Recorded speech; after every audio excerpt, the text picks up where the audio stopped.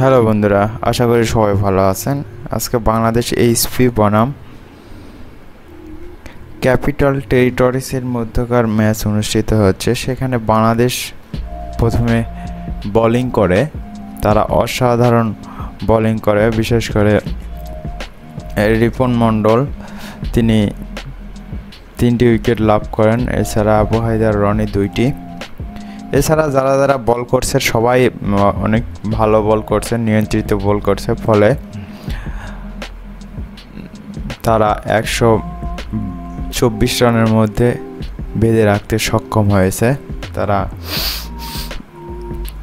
অসাধারণ বল করছে এবং এটি আরও কম রানের মধ্যে আটকে দেওয়া সম্ভব হতো যদি না ফিল্ডিং তারা আরও ভালো করত।